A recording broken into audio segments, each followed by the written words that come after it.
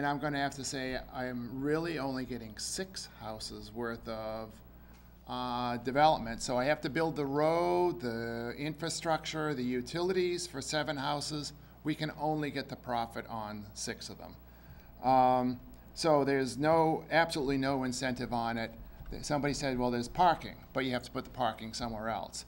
On the one affordable unit, you may not have to pay the municipal fees. Okay, it's not very much of an incentive at all. Have to remember on that 7th unit, the town will get much less tax revenues because the tax revenues are based on the assessed price, not the number of people living there. So if you have a couple of kids there, you know, you're going to be doing it there. Also have to look at what other towns are doing. The 3 towns that were mentioned in there, 2 of them are very rich towns, and you know, that are basically built out. North Reading is somewhat built out, but there's still quite a bit of land here. So you may want to consider that.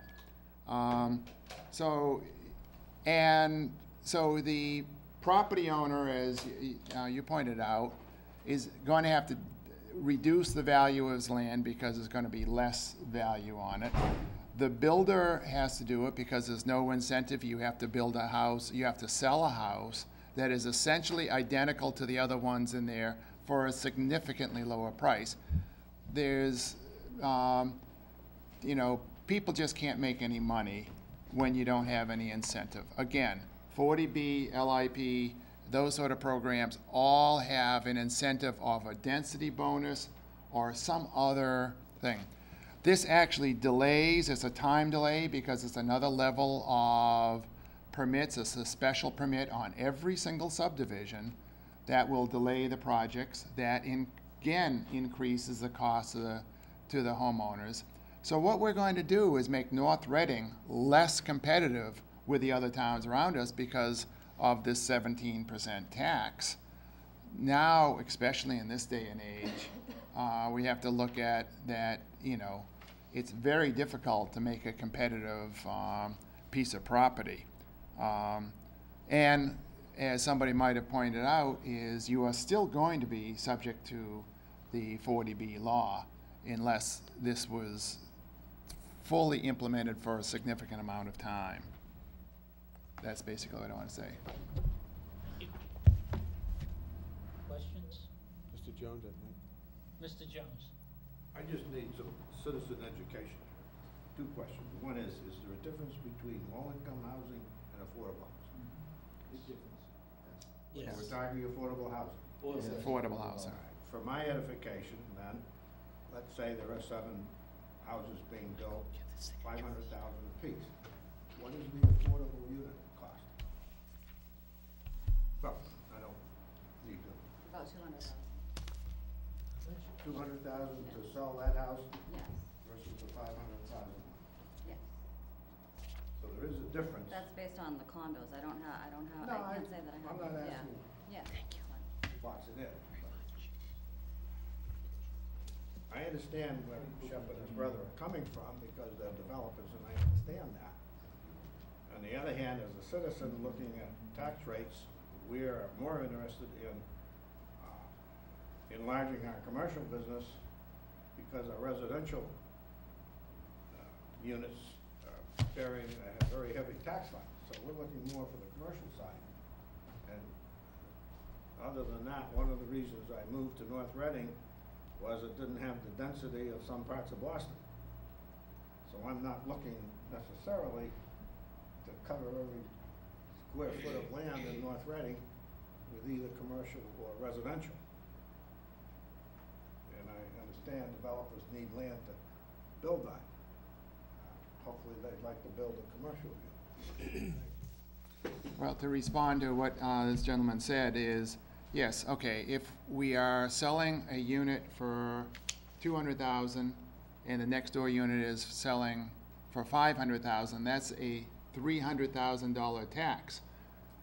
What is the builder going to do he's either gonna have to make the other units cheaper, which makes them less desirable to people, so we're gonna bring the whole value down, or you're going to take that $300,000 divided by 6 is a $50,000 tax on each unit.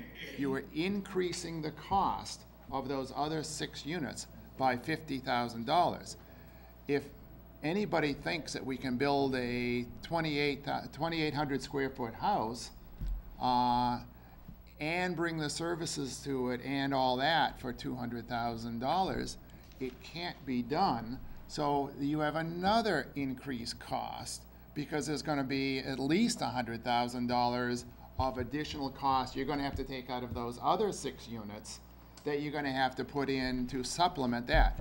See, again, there's no incentives, there's only a hammer. That's where I got very nervous when I read this. The reason 40B has worked is it does have a density bonus. My response to that is we don't have the inclusionary zoning bylaw on the books, but what we do have is a preliminary subdivision it's an 8-lot subdivision where the developer is actually doing everything required in the subdivision regulations and giving us a existing home and making it affordable. So the economics argument, unless I see solid numbers, it's just not, that doesn't work for me because we've done it in 2 other cases. We got lucky, we got very lucky. We had a lot of joint assistance from some other boards to make that work. But if it's not mandatory, there is no guarantee that that's gonna continue. And then the only other comment I wanna make is I don't disagree at all that there is a monetary loss to a developer. I guess my only comment is, as planners, we're supposed to look for the long-range planning needs of the town. Who do you want to pay for that surplus, the town or the developer? That's what it boils down to. To me, that's the bottom line. I'm not saying it's right or wrong, but it is what it is. Yeah. Why didn't you, if I might, Mr. Chairman, why didn't you just adopt a local 40B concept of a bylaw? Because to me, with the incentives in there, density, I think that the density of 40B is what scared everyone when we went through all those 40Bs before. Right, but the only way that we're going to meet our goal and maintain our goal is to address the density issue. You're not gonna be doing it piecemeal like this. It's not gonna happen. It's just the numbers don't work. I mean, you've got 406 units over here in less than, how many years? 20 some odd years that goes off the books. We're not gonna make that up. The other thing, and just looking at your handout here, the inclusionary zoning handout, the other communities that you mentioned, Yes. very few are like us. Maybe Ipswich, maybe Snow. The other ones are very high-density communities. And when you're talking about even a Belmont and a Concord, there's a lot of open Lexington, I mean, they have a lot of open land there still, a lot of farmland. But there's a lot of other multifamily units in those communities. Same Quincy, Peabody. I mean, they've got old mill buildings down there and tanneries that have been converted into housing. Where they're getting hundreds and hundreds of units, where all of a sudden, it doesn't make that much difference when you're including 25%. That's why we took that into account and tried not to. That's why we had conversations with town council and ended up he specifically. But even Mansfield has a population that's twice our size or more. They do, but they had a comparable amount of build-out lots, which we're at 900. I know everyone thinks we don't have a lot of land left, but. I saw that you got 70 million square feet of lots. residential land left, which is about 17. 919. So it's about 1,700, 1,800 acres. 9,655 square. I'm Does sorry, not- I was answering I'm him at the sorry. same time. I apologize. No, right, and I'm looking at that. I looked at MAPC on the build-out, showed that we have over about 70 million square feet of residential land left, buildable supposedly, right? Which is Yes. about 1,800 acre lots. And then they reduced that, saying we could get, 900 and something, did it say? 913. 913 more dwellings Yes. based upon our current zoning, I'm assuming. Actually, they didn't, it is on our current zoning, but they actually were more conservative. Instead of the 40,000 square feet far array, they did a regular acre. They did 43,560. Right. And then they obviously took the regular constraints of wetlands and aquifers. Right, so based upon our current 1 acre zoning, so those are single-family units. Yeah. See, to me, and I think most of you are aware, I've been a pretty good advocate a strong advocate for affordable housing here in North Reading and trying to make it work. There isn't any neighborhood that's gonna be happy, whether it be with a subdivision or development that includes affordable units. They're not happy. You know, and what we've done here is try to make the best of the situation for the neighborhood and the community and trying to meet our goals. And to me, if we're going to do that, first of all, we're shooting ourselves in the foot when we're going below 25%. And secondly, if you're not offering the incentives in relation to the density, people haven't bought into our affordable overlay districts yet, because there's no real incentives there to do so, because there's more money to be made in the private development. You know, so now you're trying to, put in a bylaw which says, okay, you have to have 6. So if you're gonna put in a bylaw, put in a bylaw and also carve out your districts and say, this is where we want it, this is where it's gonna go, this is how it's gonna develop, quote unquote. Now we're still leaving this to we're rezoning everything here, basically whatever's left. You're gonna send someone to go to 5 units instead of 6. Not be subject to affordable housing, you're gonna get a bigger McMansion instead of affordable, and you're not gonna get any affordable units. People are gonna subdivide their properties and only sell off a portion of it, so they won't be subject to this. I think we're shooting ourselves in the foot a little bit here without putting together a package where we actually are identifying sections in town, which is going to tick off an awful lot of people in the community. This is where we can have relaxation of the density requirements for affordable units in order to meet our needs and meet the goals and meet our needs, but also meet our obligation in providing affordable units in our community. Otherwise, if we're not gonna do it, leave it alone and let the process work itself through the state. Again, we've established a model here in North Reading which has worked extremely well, very labor intensive, but extremely well, and very inclusionary for the neighbors who are gonna be impacted. This is a very tough sell, no matter which way we go. Can I just respond to a couple of things? Sure. Every single house gets built leaves us with a legacy, a cost that the town will then carry one way or another forever. So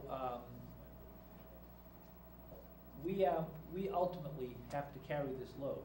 If you tell me that somebody's gonna build one less house, and we're gonna have 2 or 3 less kids in school, I don't think that probably makes a lot of people unhappy, because that's one of our big costs, is our education system. So I don't think that it's gonna eliminate completely the opportunity to put multifamily in some areas, but there are areas that are more conducive to it. Multifamily is a good buffer between commercial and residential situations. I mean, that's a desirable place to put it. And so I think we could look at some of those things, but whenever you build, and in Planning Magazine just a month or so ago, there was a whole article about this. Whenever you build a development where you put a large group of people together on one location, there's friction, and there's competing ethnicities and there's competing religions, whatever it is that causes it, there's friction, and that requires a larger amount of public service support. That's a cost. Somebody's got to carry that cost. One of the things that happens if you use inclusionary zoning, and the reason that 1/3 of the communities in the state are using it, is because it mitigates that. It pretty much doesn't, nothing would eliminate it, but it becomes comparable with the standard neighborhood as far as those kind of services go.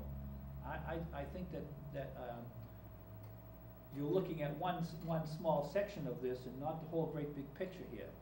If we can begin to make headway, if we have a law that makes headway against our debt, our affordable housing debt, if you will, DHCD is going to look at it in a very positive manner, and at the same time, if we're creating a situation that does not drain our financial resources to schools and public service situations, then I think we're probably headed in the right direction, as opposed to planning on building a units that will require this kind of dedication or commitment from the